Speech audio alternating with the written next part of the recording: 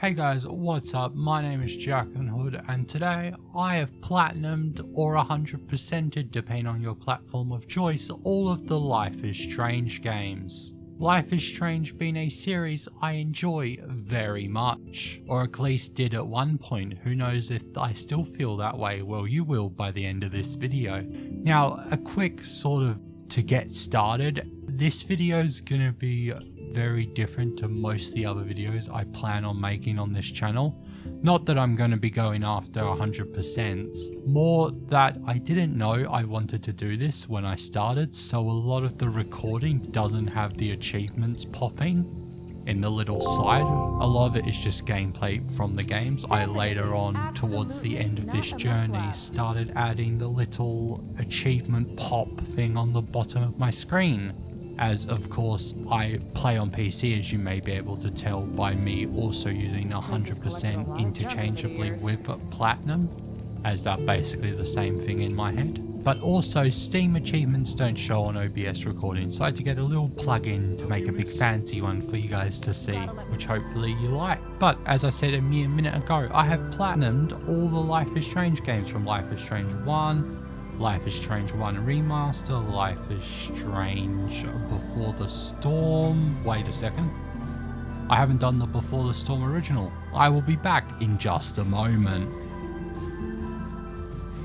Life is Strange Before the Storm Original, Life is Strange Before the Storm Remaster, Life is Strange 2, Life is Strange True Colors, and Life is Strange Double Exposure, the most recent Life is Strange game at the time of recording. However, as you may be aware, there is a new Life is Strange game just around the corner, Life is Strange Reunion, which is why I decided to 100% the Life is Strange games in preparation for the return of what used to be one of my favourite gaming series. But let's get started talking about the platinum for the Life is Strange series.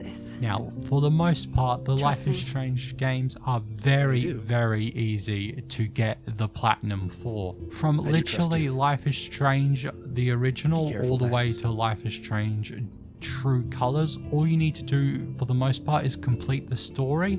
Then each game has collectibles that you need to get, but of course this is not a Ubisoft game, so it's not littered with collectibles. In one, you need to collect Polaroids, or sorry, take Polaroid pictures throughout the episodes.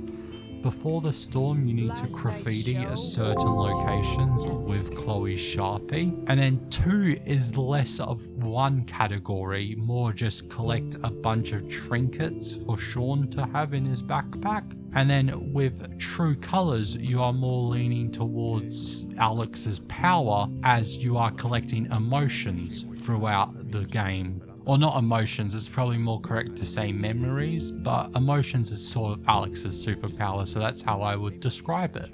Now, of course, this is very easy. Most of these, except for Life is Strange Before the Storm Original, which I literally just did in that 5-second gap. If you don't believe me, you should, because I would never lie to you.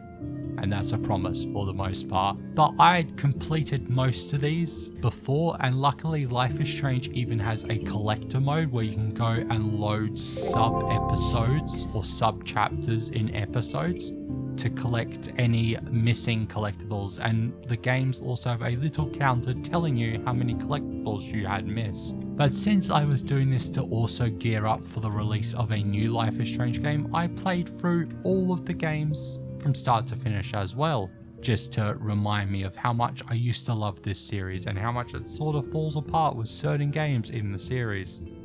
Now obviously, did I play every game fully? No. So Life is Strange Remaster I started a new save for. However, Life is Strange 1 I did not. I just went in collectible mode and scooped them all up. Life is Strange Before the Storm Remaster I unfortunately did, because now I may have lied earlier, even though I said I'd never lie to you. But I completely forgot about the original Life is Strange Before the Storm, so I replayed Life is Strange Before the Storm Remaster. However, when I was getting ready to script this video, when I remembered that I didn't do the original Life is Strange, and I don't want to be called a liar, even though I literally just said I lied. So I downloaded and replayed through all of Life is Strange Before the Storm to have the perfect game for both of those games, which wasn't hard since I did them like a day and a half apart, and it's it took me 11 hours to complete the game, and I want to say at least 4 of those hours was me having the game up in the background whilst I went out and did something else. But yeah, all of the platinums were very easy. Now the hardest one was probably Life is Strange 2, just because Life is Strange 2's story is so long. I don't know if it's actually longer than any of the other games, but for some reason when I'm playing Sean Diaz, it just feels longer. Now, since this is going to be mainly focused on achievement hunting, I don't want to go into the stories too much, but let's just say I love Life is Strange with a passion. So I could go on probably an hour rant about how much I dislike the whole ending of Life is Strange 1, where it boils down to a choice and your decisions in the game don't matter, even though on the top left hand corner of your screen, after almost every option you get these decisions have consequences. But then my mind starts to wander like it's a game about choice, so of course the big finale of the game is a choice. But then you see how the developers reacted to that in Life is Strange 2, where sort of there were mixed feelings around the ending of Life is Strange 1. So in the ending of Life is Strange 2, they completely remove the choice and it's just based on your previous choices. So there are actually consequences to a lot of those decisions, as that can even end in one of the brothers dying or the brothers being separated with 4 different endings that you cannot pick. And then Life is Strange True Colors, they kind of went back to that you have a choice in the ending. So who knows, but that's a rant for another day. As you may have realized, you keen-eyed eagle listeners out there, there is one Life is Strange game I have not talked about yet, as that's where the bulk of this video will probably be dedicated to. That being the Platinum 100% for Life is Strange Double Exposure. Now, for the most part, this is about the same difficulty as every other Life is Strange game. However, it changes a little bit with 2 categories. One being that this is the only Life is Strange game so far, who knows how Reunion goes, that requires 2 playthroughs to complete, when theoretically the rest can be done in 1 if you know the location of the collectibles. And it needs to be done for 1 achievement. That being the Bay or Bay achievement, Bay as in girlfriend, that being Chloe, or Bay as in harbour, being Arcadia Bay. The thing that annoys me the most about this achievement isn't the fact that you need to do 2 playthroughs of the game. I've recently got into perfect games on Steam or Platinums very recently, as in February, but I've done the Spider-Man games and you need to do New Game Plus, which is no added story. I'm completely fine with that. However, playing the whole game for 1 achievement is sort of frustrating, especially since the option between Chloe or Arcadia Bay doesn't have any drastic effect on the story. It's just, is Chloe dead or did you and Chloe break up?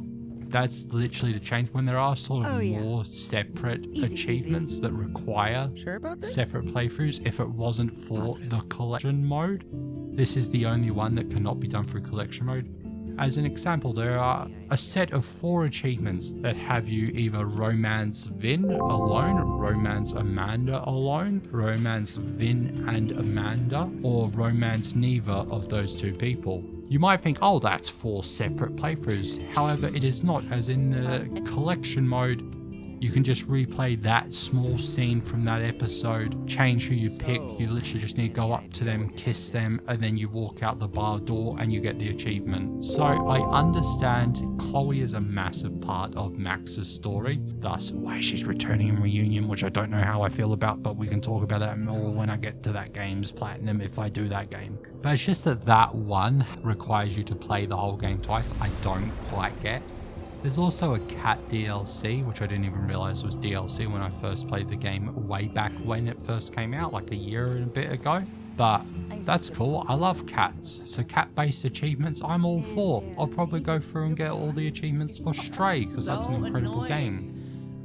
The only other achievement worthy of note is that of the frame for tell frame. I forgot which way it's worded, but the achievement to take all the Polaroid pictures in this game is a bit of a buggy one, at least it was for me, to get it to pop. Now apparently this is a semi-known thing, as once I took all the snapshots and it didn't load, I pulled up the YouTube and be like, why no give me achievement? And the first option was to download something called the Steam Achievement Manager, which allows you to just tick the achievement and hit confirm and you get the achievement. But that, at least in my mind, feels like a very slippery slope. So I did not want to do that at all. So I found another video, I believe it was a YouTube short, where someone said in order to get the achievement to pop, they had to delete all of their save games, start a new save game, and get all the snapshots in one playthrough.